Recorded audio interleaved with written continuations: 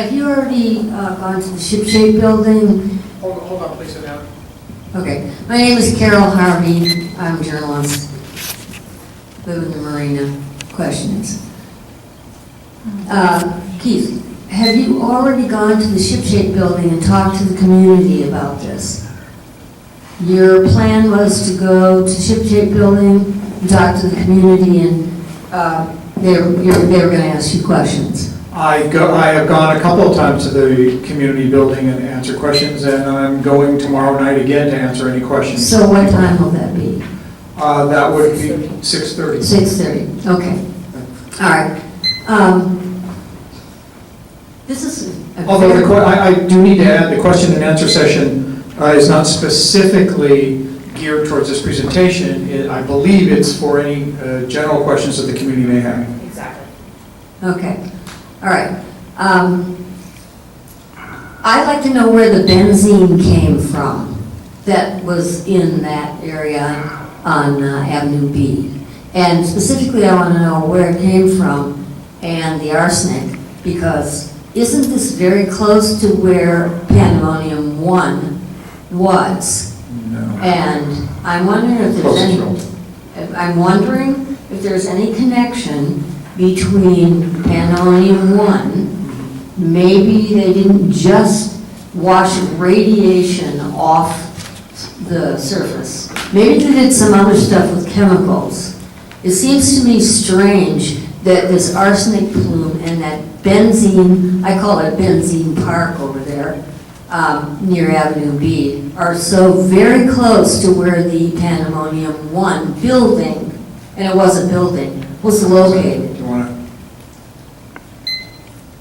So the benzene most likely is related to the petroleum that is in the area.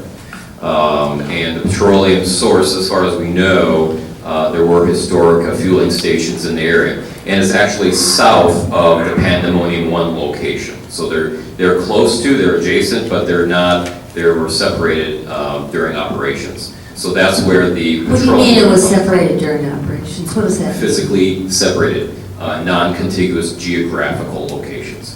To answer where the arsenic came from, as Bryce mentioned, that's something that's naturally occurring in the soil that comes out due to the... You're saying that the arsenic is all naturally occurring? It doesn't come from any Correct. Navy activity?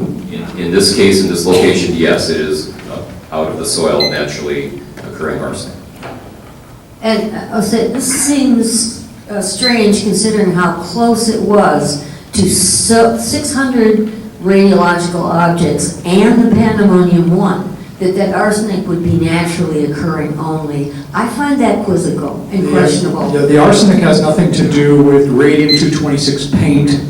No, I'm saying there was a lot of activity that the Navy was involved in around Pandemonium 1 and a number of other things in that area, Right. including the 600 radiological objects you found at the end of the runway. There's a lot of activity in that area, and I find it a little questionable that this would all be naturally occurring stuff, and that the benzene levels were very low. I have big question marks in my mind about that. Okay. Thank you. So, if I could address that. The locations, as I think Mr. Clark was indicating, location of the Pandemonium 1 site is not the same location as what we're talking about. It's very Here's the close. laser pointer, Dave, if you could. It's very close, very close by. Well, I guess, Right in this area. It's a Okay. gate Right in this area view. was the former location of Pandemonium 1. And then right here is where the historic fueling stations, generally speaking, were located. And it's most likely due to a leaking tank. Several tanks were supposedly removed, and the benzene location is here. and benzene is... So you've got is out. benzene location, Correct. Pandemonium 1, Right. and the TPH and arsenic. So Yeah, they're okay, not, move your hands. they're There we not, close, I guess, is relative. It So, sure is.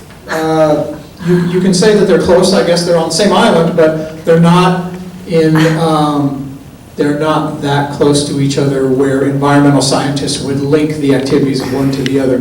And where we found the radiological objects also is in a different location than these. I mean, it's all in the same area, but they're kind of all over the Yeah. mostly found in this area, in the historical. That's the west historical side area. Suida, right? The west side Yeah, Suida. The west side suite. Exactly, and right. it's very close to the old Yes. Pandemonium One location, Right.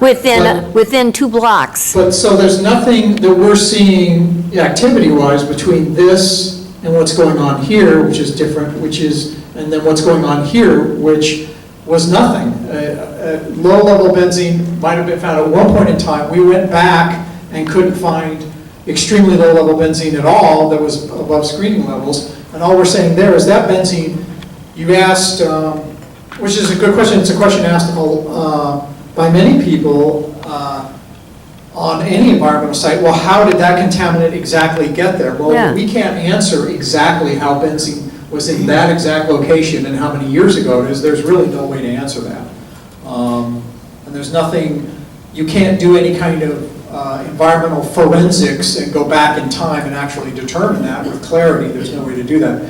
But really, you have to keep your mind on the important thing is gathering data, finding where the contaminants are, and then developing a strategy to clean them up, and then cleaning them up, right? That's what's important.